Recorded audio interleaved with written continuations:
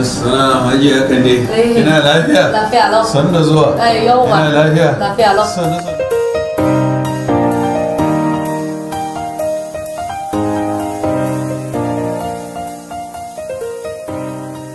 A bana ne, wato jam'iyyar Communist ta kasar Sin za ta cika shekaru 100 da kafuwarta.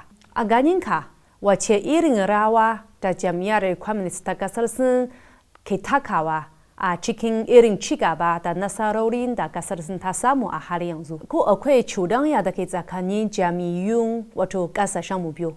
Sun kai mu wani makaranta. Wannan makarantar an kafa ta ne saboda kawai ta yi aikin ideology na Communist Party.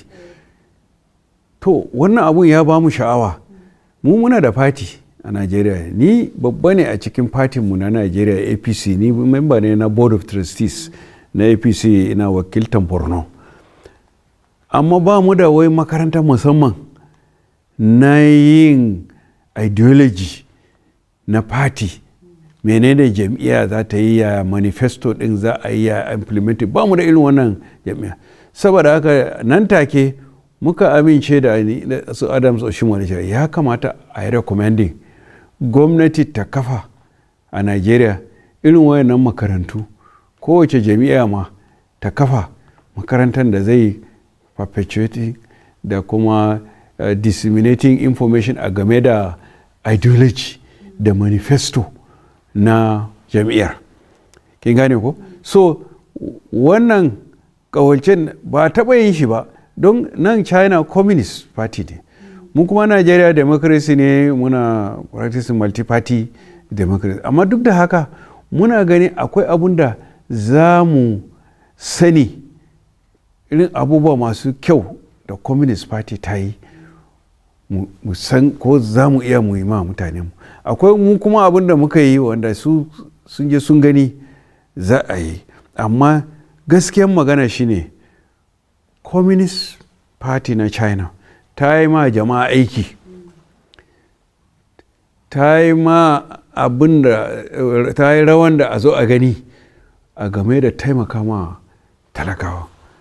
Ba wanda zai ce communism ko Communist Party ba sa aiki, ba sa yi ma mutane, ba wanda ya isa ya faɗa.